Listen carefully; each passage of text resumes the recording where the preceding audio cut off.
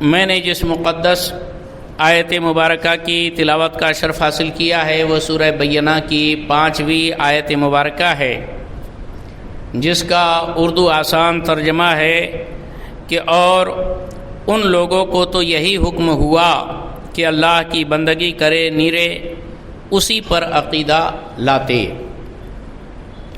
مطلب وما امروا الا لیعبدوا اللہ مخلصین لہ الدین، کہ لوگوں کو اللہ کی عبادت کا حکم دیا گیا ہے انتہائی اخلاص اور خلوص کے ساتھ صرف اللہ واسطے عبادت کرنے کا حکم دیا ہے، اور جب عبادت کریں تو خالص اللہ کے لیے ہو۔ اسی لیے حج اور عمرے کے واسطے تو خاص طور پر رب تبارک و تعالیٰ نے اس اخلاص کی طرف توجہ دلاتے ہوئے ارشاد فرمایا وَلِلَّهِ عَلَى النَّاسِ حِجُّ الْبَيْتِ مَنِ اسْتَطَاعَ إِلَيْهِ سَبِيلًا، سورہ آل عمران کی یہ آیت مبارکہ ہے، جس میں رب تعالیٰ نے فرمایا کہ لوگوں پر اللہ ہی کے لیے خانہ کعبہ کا حج کرنے کا حکم دیا گیا ہے جو اس تک سفر کی طاقت رکھتے ہوں۔ اور یہ حاجیوں کی روانگی کا سلسلہ جاری ہے، بلکہ سال بھر عمرہ کرنے والے خوش نصیب حرمین طیبین کی زیارت کے لیے جاتے ہی رہتے ہیں۔ لہذا وقت کی نزاکت کو مد نظر رکھتے ہوئے بڑے اہم ترین مسائل آپ کے سامنے پیش کروں گا۔ آج کوئی تقریر نہیں بلکہ بڑے زبردست اور اہم ترین مسائل کی طرف توجہ دلانا چاہوں گا۔ حج میں اور عمرے میں عام طور پر ہونے والی غلطیاں جو ہوتی ہے، اگر کچھ غلط ہو جائے تو اس کا کیا خمیازہ ہوگا اور شرعی حل کیا ہے، وہ آج آپ کے سامنے پیش کرنے کی کوشش کروں گا۔ سب سے پہلے تو ہے نیت اور اخلاص میں کمی ہوتی ہے۔ نیت صحیح نہیں، اخلاص میں کمی رہ جاتی ہے، جس کی وجہ سے عبادات کے وہ معیار نہیں ہو پاتے۔ غلطی عام طور پر یہ کرتے ہیں کہ کچھ لوگ تو حج کو صرف سیر، شہرت یا حاجی کا لقب حاصل کرنے کے لیے، الگ الگ قسم کے ذہن کے لوگ ہوتے ہیں۔ عمرہ کرنے کے لیے بھی بہت سارے لوگ جاتے ہیں، ارے بولے یہاں آ کے تو بہت پریشان ہو رہے ہم لوگ۔ ارے یہاں پریشان ہونے کے لیے بات، یہاں اللہ کی عبادت کے لیے آئے ہیں، رسول اللہ کے در کی حاضری کے لیے آئے ہیں، یہاں کوئی کشمیر گھومنے کے لیے نہیں آئے۔ جو لوگ کہہ دیتے ہیں لا علمی میں، بلکہ جو وہاں سے حج عمرہ کر کے آئے تو ان سے جب پوچھا جائے کہ بھئی کیا مزہ آیا، بہت سارے خوش نصیب کہتے کہ ماشاءاللہ ایسا مزہ آیا کہ زندگی بھر یاد رہے گا، مرے دم تک یاد رہے گا، اور وہ لطف، اس کی چاہت ہمارے دل سے نہیں نکل سکتی، کم نہیں ہو سکتی۔ خوش نصیب ایسا جواب دیتے ہیں، بلکہ کچھ بد نصیبوں کا جواب تو یہ بھی سنا رہے بہت پریشان ہوئے، ٹور والے نے تو کھانا بھی نہیں دیا اور اس کا انتظام بھی نہیں کرا، اور پھر یہ بہت تکلیف ہوئی، ہم مزہ نہیں آیا۔ اور وہاں مزہ لینے کے لیے گئے تھے، انجوائے کرنے کے لیے گئے تھے۔ تو یہ بھی ایک بد نصیبی کی، سخت ترین بد نصیبی کی نشانی ہے جو یہ کہتے ہیں کہ وہاں مزہ نہیں آیا۔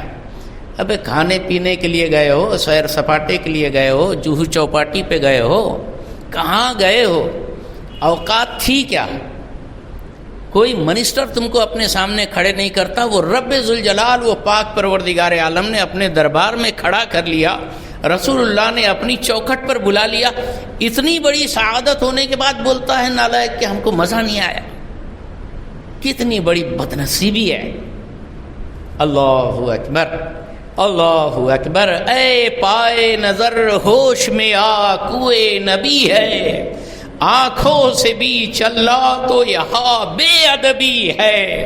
ادب گاہست زیر آسماں از عرش نازک تر، نفس گم کردمی آید جنید و با یزیدی جاں۔ مطلب یہ ہے کہ وہاں گھومنا پھرنا، سیر سپاٹا، نظریں سیکھنا، آنکھیں گرم کرنا، یہ وہ کرنے کی ضرورت نہیں ہے۔ وہاں اللہ کا جاہو جلال وہ تو ہر جگہ ہے اللہ کا جاہو جلال، لیکن وہاں تو خاص اس کا حرم ہے، وہاں یہ سب اللہ اکبر.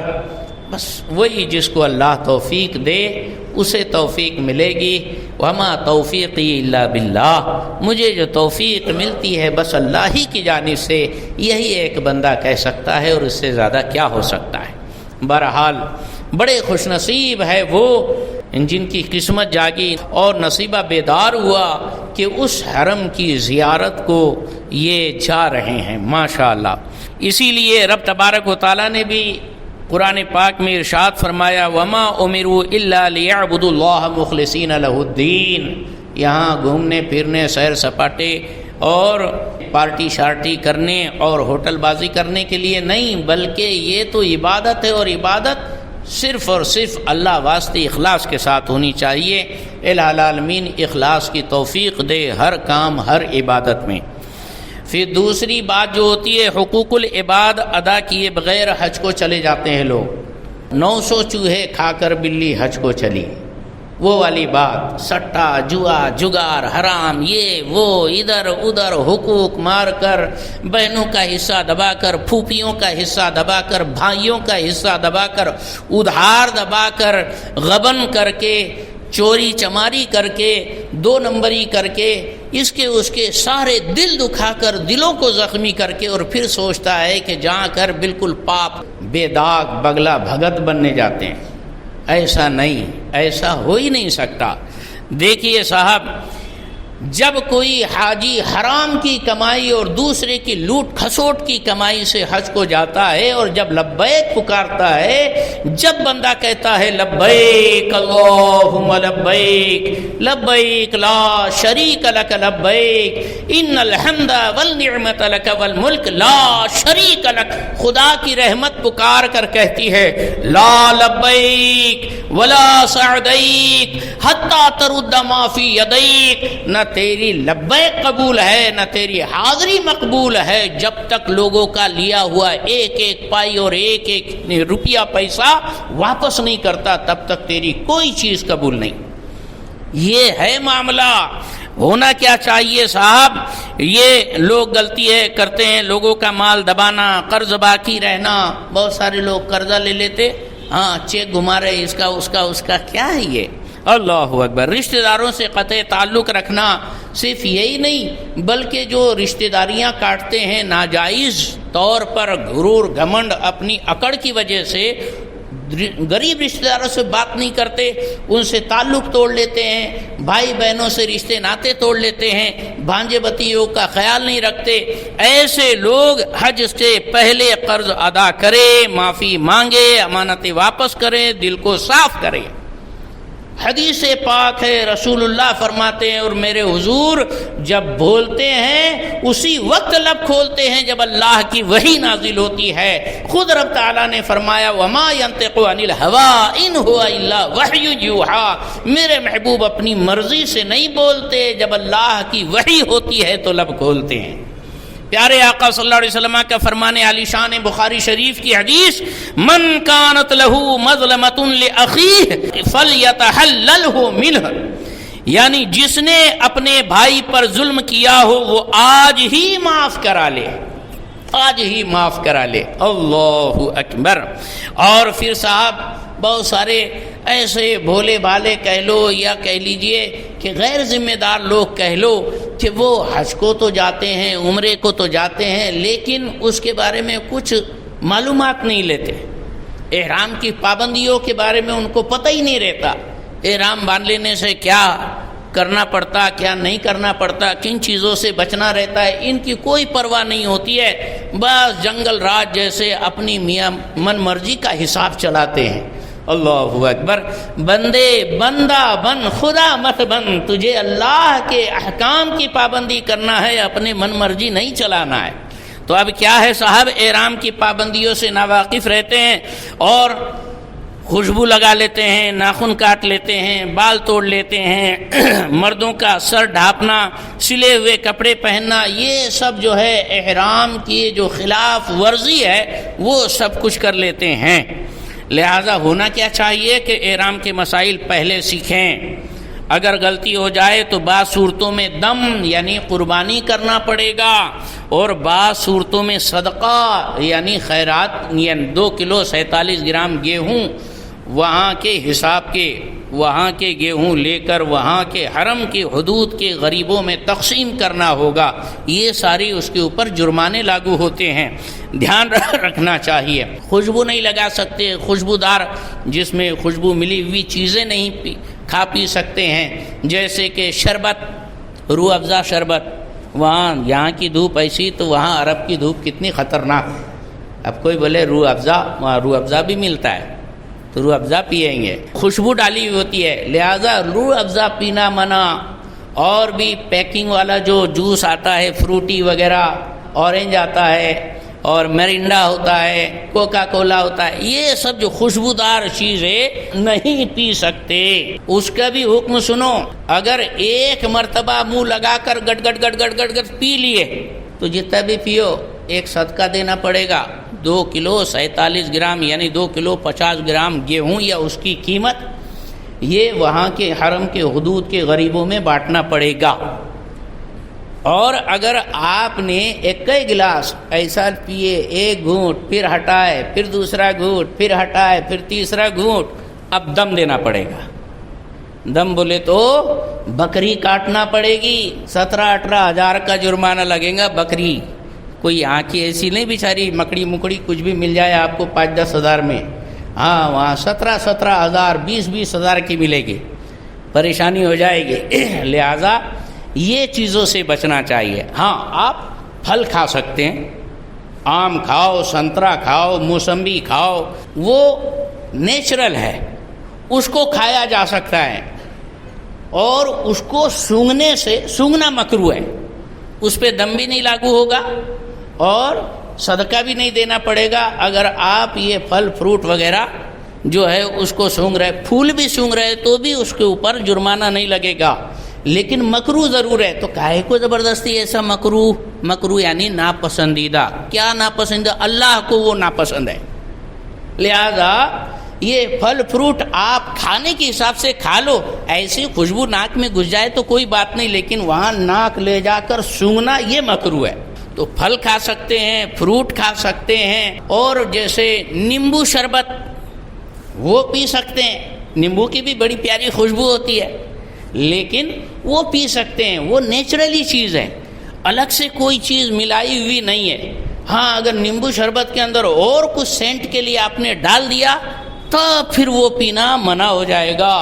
3 چسکی لے لیے تو بکڑ کاٹو، ایک بار لیے تو صدقہ کرو، یہ دھیان میں رہنا ہے. لیمن شربت، پھلوں کا جوس بلا ملاوٹ یہ جو ہے پی سکتے ہیں، خوشبو ملا ہوا بالکل منع ہے. اب دیکھیں صاحب، پینے کی چیز میں خوشبو ملائی، اگر خوشبو غالب ہے، اگر 3 بار یا زیادہ پیا تو دم ہے، اور ورنہ ایک بار پیا تو صدقہ ہے، 2 بار پیا تو 2 صدقے دینا پڑیں گے، اور 3 چسکی لے لی تو دم دینا پڑے گا. کسی شے میں خوشبو لگی تھی اسے چھوا، یہ ایک بڑا اہم مسئلہ ہے. کسی چیز میں خوشبو لگی ہے، دیوار میں بہت سارے لوگ ایسے ہیں صاحب کیا کہنا، مصلے کے اوپر وہ عطر مل دیتے. ارے صاحب وہ عطر کیا معلوم اس کے اندر کیسا ہے، الکوہل ہے کہ نہیں ہے، الکوہل فری، الکوہل، ضرورت کیا ہے؟ تیز خوشبو ہوتی ہے، جس لگ جاتی ہے تو پھر وہ عجب چر نماز میں بے چینی ہوتی ہے. کاہے کو زبردستی مصلے پہ مسلتے پھرتے؟ مصلے پہ نہیں لگانا. اب یہ ہے کہ صاحب حجر اسود پر باقاعدہ عطر ڈالا جاتا ہے، اور احرام کی حالت میں طواف کرتے وقت حجر اسود کو بوسہ دیا جاتا ہے. تو حکم یہ ہے کہ احرام کی حالت میں ممکن ہو تو حجر اسود کو بوسہ مت دینا، کیونکہ اس کے اوپر خوشبو لگی رہتی ہے. اس کو چومنے گئے، منہ کو خوشبو لگ گئی، اس کو آپ نے مسل دیے، پورے چہرے پر ادھر ادھر لگ گئی، دم دینا پڑے گا. لہذا وہ منہ لگانے کی ضرورت نہیں، ہاتھ لگانے کی ضرورت نہیں، استعلام دور سے حجر اسود کی طرف ہتھیلیاں اٹھا کر اس کو چوم لینا، یہ استعلام کہلاتا ہے۔ یہ کر لینا چاہیے احرام کی حالت میں، حجر اسود کا بوسہ بالکل نہیں دینا۔ ہاں اگر کبھی حجر اسود پر خوشبو نہ لگی ہو تو بوسہ دینا سب سے افضل ہے، نصیب والوں کو ملتا ہے۔ لیکن وہاں اگر کبھی زیادہ نصیب چمکانے گئے اور خوشبو لگی رہی اور وہ تم کو لگ گئی، کیونکہ ہاتھ تو ٹیکو گے، ہتھیلی بھر میں اگر کبھی خوشبو لگ گئی ایک عضو ہو گیا، دم لاگو ہو جائے گا۔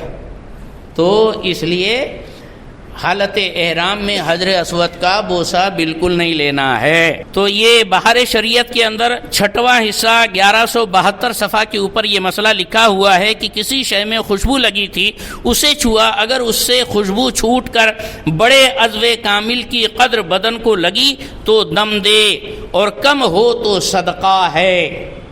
پورے عضو کو نہیں لگی، صرف ہونٹ آپ کے ٹک گئے، تھوڑا سا ہونٹ کے کناروں کو خوشبو لگ گئی تو پھر صدقہ دینا پڑے گا۔ مثلا سنگ ازور شریف پر خوشبو ملی جاتی ہے، اگر بحالت احرام بوسہ لیتے وقت بہت سی لگی تو دم دے، اور تھوڑی سی لگی تو صدقہ دے۔ عالمگیری کے حوالے سے بہار شریعت میں یہ ہے۔ پھل پھول جیسے لیمو، نارنگی، گلاب، چمیلی کے پھول اگرچہ محرم پھول سونگھا تو کچھ کفارہ نہیں، کیونکہ اس میں نیچرلی خوشبو ہوتی ہے اور اس کے سونگھنا مکروہ ہے، کفارہ لاگو نہیں ہے، نہ صدقہ دینا پڑے گا نہ دم دینا پڑے گا۔ کب؟ پھل اور پھول کو اگر آپ سونگھتے ہو تو۔ آج کل کے پھولوں پر بھی اسپرے مار کے جعلی خوشبو ڈالتے ہیں لوگ، تو ایسی اگر کبھی جعلی خوشبو ہے، اس میں بناوٹی خوشبو الگ سے سینٹ اسپرے کیا گیا ہے، تو پھر وہی والا خوشبو والا لگے گا۔ مسئلہ کہ اگر تھوڑا سا ٹچ ہو گیا تو صدقہ دیتے پھرو، اور زیادہ کچھ لگ گیا تو پھر قربانی کرتے پھرو۔ تو بہتر ہے کہ پھولوں کو مت سونگھو، اور یہ پھل جو ہے اس کو سونگھنے کی نیت سے مت سونگھو۔ آپ کھا سکتے ہیں، کھاتے کھاتے خوشبو اگر محسوس ہو جائے تو اس میں کوئی حرکت نہیں، اگرچہ محرم کو خوشبو سونگھنا مکروہ ہے۔ اچھا، ایک اور مسئلہ کہ بھئی وہاں گئے، کتنے لوگوں کو سر درد ہو جاتا ہے، پیر دکھتا ہے، تو کوئی وکس ہے، بام ہے، اور تھوڑے مالش خوشبو آتی ہے تو وہ لگانا سخت ترین منع ہے۔ اس کا بھی مسئلہ خوشبو والے مسئلے کے جیسا ہوگا۔ اگر تھوڑا سا لگ گیا صدقہ دو، اور پورے آپ نے پیر کو لگا لیے، پوری پیشانی کو لگا لیے، دم دو، تو کائے کو زبردستی؟ تو تھوڑا سا دکھ سوکھ برداشت کر لو۔ ہاں، تو یہ وکس بام انہیلر بولتے ہیں، وہ ناک میں سونگھنے کے لیے نکالے، اس میں بھی خوشبو کا ہی حکم لگے گا، اس سے بھی بچنا چاہیے۔ اب سب سے بڑا مسئلہ جو ہوتا ہے، بالکل اٹھے بچوں نے، بالکل تیاری کر دی، ماں باپ نکلے اور ان کو احرام کا کچھ پتہ ہی نہیں۔ ہاں، بڑے میاں جو ہے سلے کپڑے اندر سے انڈر ویئر پہن لیے، بہت سارے نوجوان ان کو پتہ ہی نہیں رہتا، انڈر ویئر نہیں میرے کو نا بہت شرم لگیں گی کبھی کھل گیا تو۔ اور تو سیکھنا پہلے اندر سے انڈر ویئر رکھتے ہیں۔ بہت کچھ ایسا بھی سننے میں آیا مسئلہ کہ ارے وہ کیا کہتے ہیں، ان کو پتہ نہیں تھا، انہوں نے انڈر ویئر رکھے، ان کو اتارنا ذرا اچھا نہیں لگ رہا تھا۔ ارے بابا، یہ پہلے سیکھنے کی باتیں رہتی، منہ اٹھا کے چل دیے ایسا نہیں رہتا۔ کوئی بمبئی گھومنے نہیں جا رہے، چوپاٹی گھومنے نہیں جا رہے، سیکھو۔ ہاں، طلب العلم فریضۃ علی کل مسلم، علم سیکھنا ہر مسلمان پر فرض ہے۔ تو کب سیکھیں گے؟ یہ تو عین وقت ہے۔ لہذا محرم نے سلا ہوا کپڑا 4 پہر کامل پہنا تو دم واجب۔ 4 پہر کس کو بولتے؟ صبح سے لے کر شام تک 4 پہر ہوتے ہیں۔ مڈ ڈے کو 2 پہر بولتے ہیں۔ 1 پہر گزرا 9 بج گئے، 2 پہر گزرے 12 بج گئے، 3 پہر گزرے 5 بج گئے، اور 4 پہر گزرے تو بولے سورج ڈوب گا۔ 4 پہر کے یہ دن ہوتا ہے، اور 4 پہر کی رات بھی ہوتی ہے، رات کو بھی 2 پہر ہوتے ہیں۔ مڈ نائٹ کو رات کے 2 پہر بولتے ہیں۔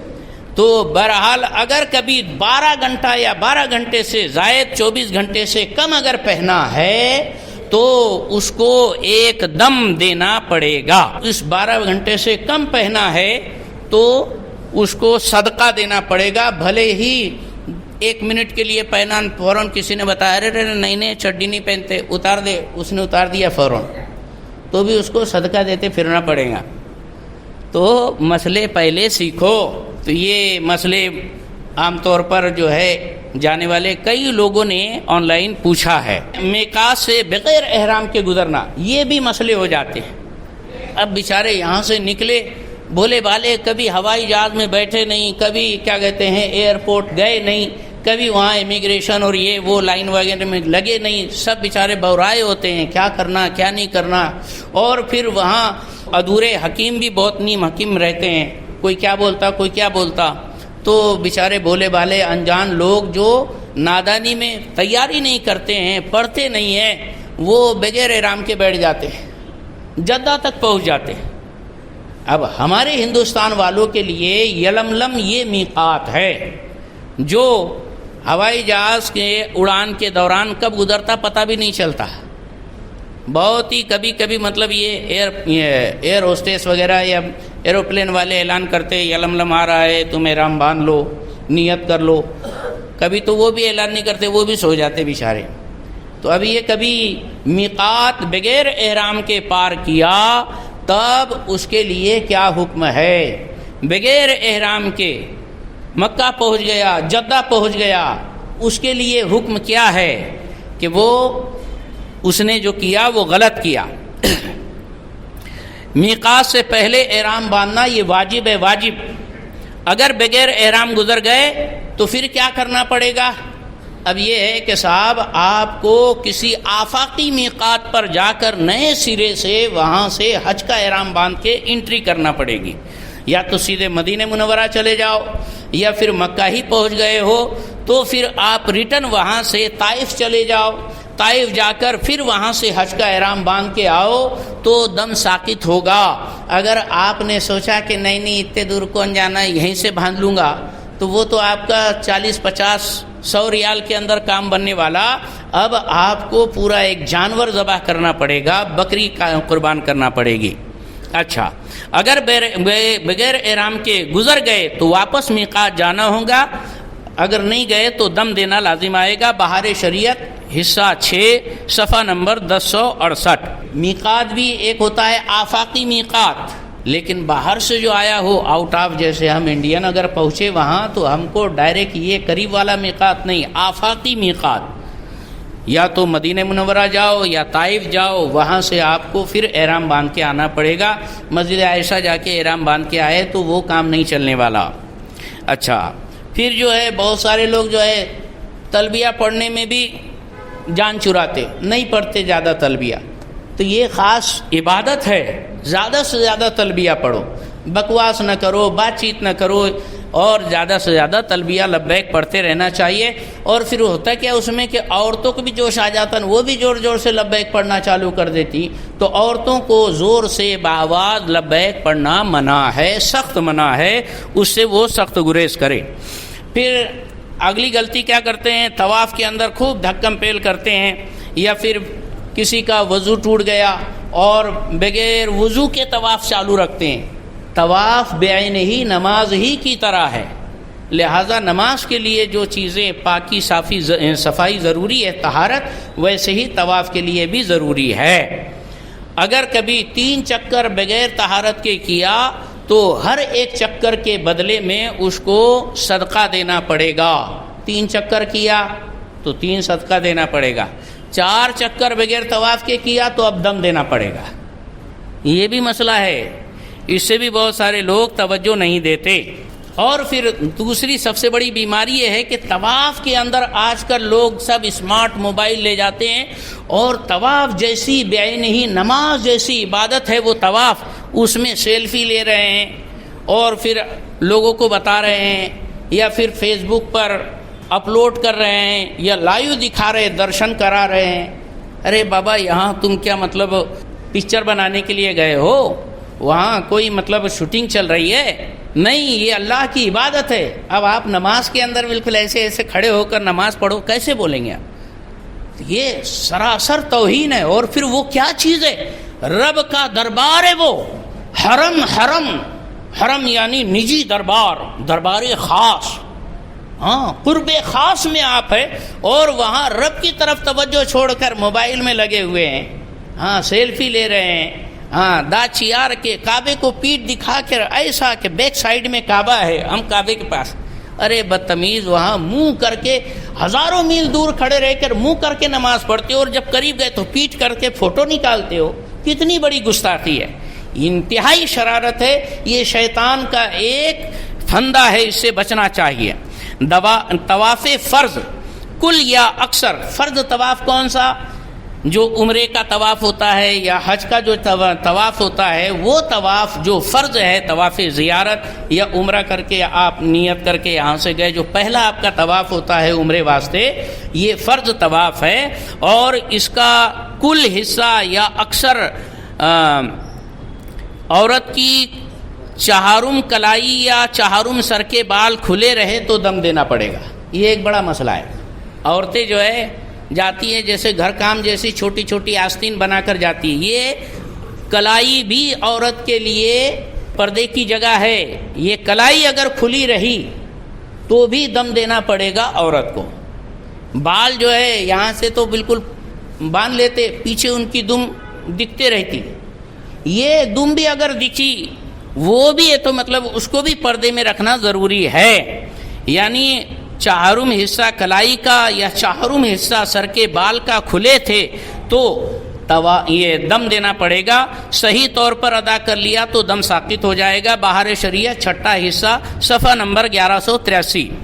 اور صاحب جدید مسعی، پھر اس کے بعد طواف کے بعد سعی. اب جدید مسعی جو نیا مسعی سعی کی جگہ چوڑی کر دی گئی ہے، تو مسئلہ چلا تھا کہ ارے وہ جو ہے وہ آؤٹ سائڈ ہو گیا ہے، صفا مروہ کے باہر ہو گیا ہے، لہٰذا جانے والا جو آپ کا معاملہ رہے گا وہ بیکار ہو جائے گا. آنے والا یہ جو ہے حد کے اندر ہے، لہٰذا جو آنے والا راستہ ہے وہیں سے جاؤ بھی آؤ بھی، تو بہت زیادہ پریشانی ہوتی ہے. حضور محدث کبیر قبلہ مدظل العالی سے میں نے اپنے کانوں سے سنا کہ محدث کبیر نے فرمایا کہ میں اور سرکار تاج الشریعہ جب ساتھ میں تھے اس وقت وہاں کچھ کام چل رہا تھا اور صفا اور مروہ کی جڑوں کے پاس کھدائی ہوئی تھی، تو ہم نے خود دیکھا کہ صفا جو اوپر تھوڑا سا نظر آتا ہے وہ نیچے بہت زیادہ پھیلا ہوا ہے. لہٰذا جو جدید مسعی ہے وہ صفا مروہ کے بیچ میں ہے، لہٰذا کوئی ٹینشن لینے کی ضرورت نہیں، جیسے سب لوگ جا رہے آ رہے ویسے ہی جاؤ آؤ. یہ میں نے خود حضور محدث کبیر قبلہ مدظل العالی سے فرماتے ہوئے سنا. اور صاحب وہاں جا کر لوگ نمازوں کے اندر بے احتیاط ہو جاتے ہیں، سوتے پڑے ہیں ٹھنڈے میں، کولنگ کے اندر بالکل نمازوں کی بے پرواہی کرتے ہیں، تو بڑی سخت محرومی ہے. عرفات میں وقت ضائع کرتے ہیں. عرفات کے اندر وقوف عرفہ یہ رکن اعظم ہے، سب سے بڑا. جس نے وقوف عرفہ کر لیا اس کا حج ہو گیا. 10 تاریخ کو حج ہوتا ہے ایسا نہیں، 9 تاریخ کو حج ہوتا ہے. یہی 9 تاریخ جب حضور نے حج فرمایا تھا تو 9 تاریخ جمعہ کے دن پڑی تھی وہ حج اکبری. لہٰذا یہ وقوف عرفہ تو بہت نصیب والی بات ہے اور بہت خاص موقع ہے، اس کو ادھر ادھر گپ سڑاکے میں نہیں گزارنا چاہیے.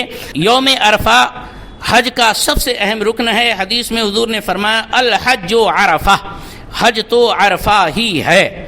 اچھا، خود دعا کرے، استغفار کرے، رونا گڑگڑانا اختیار کرے، درود شریف پڑھے. مزدلفہ میں سنتوں سے غفلت برتتے ہیں لوگ. رات میں جو مزدلفہ میں رکتے ہیں وہاں پر بھی ایک دم بالکل حیران پریشان. ارے اتنے حیران ہونے کی کیا ضرورت ہے، جب آئے گئے تو ہوگا جو ہوگا. اللہ تعالیٰ کے مہمان بن کر آئے ہیں اور مہمان کے ساتھ کوئی برا نہیں کرتا، تو اللہ تعالیٰ تو غیرت مند ہے، وہ بھلا اپنے مہمانوں کا کیوں برا ہونے دے گا. لہذا توکل علی اللہ رکھے اور بے خوف ہو کر خدا کے سپرد ہو جائے. رمی جمرات میں شدت اور غصہ برتتے ہیں، شیطان کو کنکری مارنے میں چپل نکالتے ہیں، بڑے بڑے پتھر مارتے ہیں، کیا کیا کرتے ہیں. تو یہ اتنی ایکٹنگ اور سب کرنے کی ضرورت نہیں ہے. اچھا، صرف چھوٹی کنکریاں مارے، سکون اور سنت کے مطابق رمی کرے. قربانی میں لاپرواہی یہ بڑا اہم مسئلہ ہے. دیکھیں صاحب، رمی، قربانی، حلق 10 تاریخ کو 4 کام کرتے ہیں. سب سے پہلے بڑے شیطان کو کنکری مارتے ہیں جو لاسٹ اینڈ والا ہے مکے کی سائیڈ میں، وہاں جا کر وہ شیطان کو کنکری مارتے ہیں بس. اور پھر اس کے بعد یہ فرسٹ کام ہے 10 تاریخ کا. دوسرا کام ہے قربانی کرنے کا. تیسرا کام ہے بال چھلاؤ یا بال کتراؤ. اچھا، اور چوتھا کام ہے طواف زیارت. لیکن خاص توجہ دینا ہے، رمی شیطان کو کنکری مارنا، قربانی اور حلق، یہ تین چیزوں کے اندر ترتیب کمپلسری ہے، سیکوینس بالکل کمپلسری ہے. اس کی ترتیب الٹ پلٹ ہوئی تو دم دینا پڑے گا، یعنی جانور ذبح کرنا پڑے گا. تو اب یہاں پر آج کے حساب سے یہ لاگو کر دیا گیا کہ وہ وہاں کی گورنمنٹ ہی ذبح کریں گی، اور یہ سال 20 سے 25 لاکھ حاجی جائیں گے. اب بتاؤ سب کی قربانی پہلے دن ایک دن کے اندر ہو جائیں گی کیا؟ امپاسبل ہے. 25 لاکھ قربانی. اب اس میں سے سمجھو بہت سارے مفرد ہیں جن کے اوپر قربانی واجب نہیں رہتی ہے، وہ 5 لاکھ نکال لو، 10 لاکھ نکال لو، 15 لاکھ قربانی ون ٹائم میں ہو جائے گی. بہت ناممکن ہے. 2 دن میں بھی نہیں ہو پاتی، 3 دن میں بھی نہیں ہو پاتی، بلکہ وہ لوگ تو کئی دن تک قربانی کرتے پھرتے. ہم حنفیوں کے یہاں قربانی کے لیے 3 ہی دن ہیں، 10، 11، 12. وہ لوگ اپنے آپ کو حنبلی بولتے، جو بھی بولتے، ان کے یہاں 13 تاریخ بھی ہے، تو وہ 13 کو بھی قربانی کرتے. تو اب پھر یہ حنفی کی قربانی 13 کو کتنی مصیبت ہو جائے گی. تو اب یہ کہ اب وہ قربانی بھی کریں گے تو کب تم کو میسج آئے گا، وہ میسج آیا اس نے بھی صحیح کرا کہ نہیں کرا، اور پھر کرنے والا بھی صحیح ہے کہ نہیں. مین مدعا تو یہ ہے، کیونکہ قربانی کرنے والا بھی صحیح سنی العقیدہ ہونا چاہیے. تو یہ سارا کچھ مسئلہ ہے. تو حضور محدث کبیر قبلہ مدظل العالی اور علامہ مفتی نظام الدین صاحب مبارک پور والے، ان دونوں کا یہ کہنا ہے کہ فی الحال جو سچویشن ہے، اس صورت میں ایک صحیح سنی العقیدہ مسلمان قربانی کرنے سے عاجز ہے. تو اس کو چاہیے کہ قرآن پاک نے جو آپشن دیا ہے وہ قرآن کی آیت ہے کہ فمن تمتع بالعمرۃ الی الحج فما استیسر من الحج فمن لم یجد فصیام 3 ایام فی الحج و7 اذا رجعتم تلک 10 کاملہ. سورہ بقرہ کی 196 نمبر کی آیت ہے کہ جو حج تمتع کرتا ہے یا قران کرتا ہے اس پر حج کی قربانی فرض ہو جاتی ہے. لہذا وہ کیا کرے کہ قربانی کرے. اگر قربانی نہیں کر سکتا تو اللہ نے فرمایا کہ ایام حج میں احرام باندھنے کے بعد اور حج ادا کرنے سے پہلے 3 روزے رکھے، اور گھر واپس آنے کے بعد 7 روزے رکھے. یہ ٹوٹل 10 روزے وہ قربانی بدلے میں قبول کر لیے جائیں گے. تو یہ آپشن حضور محدث کبیر نے فرمایا کہ ایسا کر سکتے ہیں. مطلب یہ ہوا کہ صاحب حاجی کو 9 تاریخ میں بلکہ 8 تاریخ کو مینا نکلنا ہے، مینا کے اندر خیمے میں رہنا ہے، وہاں سے پھر عرفات جانا ہے، یعنی بھاگ دوڑ شروع ہو جائیں گی. تو 8 سے پہلے ہی یہ 3 روزے مکمل کر لے. 5، 6، 7 کو روزہ رکھ لے، یا 4، 5، 6 کو روزہ رکھ لے. اس سے پہلے احرام باندھے. ہاں 5، 6، 7 کو روزہ رکھنا ہے تو 4 کو احرام باندھ لے، یا 3 کو احرام باندھ کر 4، 5، 6 کو روزہ رکھ لے، اور پھر آرام سے سکھ چین سے مطلب پھر یہ سارے اسٹیپس پورے کرے. تو یہ بھی ایک راستہ حضور محدث کبیر قبلہ مدظل العالی نے ارشاد فرمایا ہے. بہتر ہے کہ 4 کو احرام باندھے اور 5، 6، 7 کا روزہ رکھے، 8 سے حج کے لیے مینا میں چلا جائے، اور سارا حج وغیرہ مکمل کرنے کے بعد مکے میں یا گھر آنے کے بعد 7 روزے رکھ لے. یہ بہار شریعت 11 صفحہ 6واں حصہ 1163 صفحہ کے اوپر لکھا ہوا ہے. بہت سارے لوگ حلق میں غلطی کرتے ہیں، ہاں تھوڑا سا ادھر ادھر کاٹ لیے ہیرو ہیروئن کی جیسا. تو ایسا نہیں چلتا. حنفی مسلک یہ ہے کہ پورا ٹکلا کرو، کم سے کم 1/4 سر کے بال اتارنا یہ ضروری ہے، اور اگر بڑے بڑے بال ہے تو کم سے کم ایک پورے برابر 1/4 سر کے بال قصر کرنا یہ ضروری کمپلسری ہے. لیکن بہتر کیا ہے کہ پورے سر کو حلق کر لو، ٹکلا بنا لو. تو یہ ہے حلق کا. عورت اپنے بالوں کے 1/4 حصہ ایک پورے کے برابر کاٹنا اس کے لیے کمپلسری ہے. اور صاحب خواتین کی عام غلطیاں، خوشبو لگاتی، بے پردگی کرتی، مردوں کے درمیان گھومتی پھرتی، بلند آواز سے تلبیہ پڑھتی، لہٰذا اس سے بھی بچنا چاہیے. غیبت، جھگڑا، گالی گلوچ کرتے ہیں. اللہ تعالیٰ نے قرآن میں ارشاد فرمایا سورہ بقرہ کی 197 نمبر کی آیت فلا رفث ولا فسوق ولا جدال فی الحج. رب تبارک و تعالیٰ کی بارگاہ میں دعا ہے الہ العالمین جانے والے حاجیوں کے حج قبول فرمائے، اور تمام مومنوں کو بار بار زندگی میں حرمین طیبین کی حاضری کی سعادتیں عطا فرمائے. السلام علیکم ورحمۃ اللہ وبرکاتہ.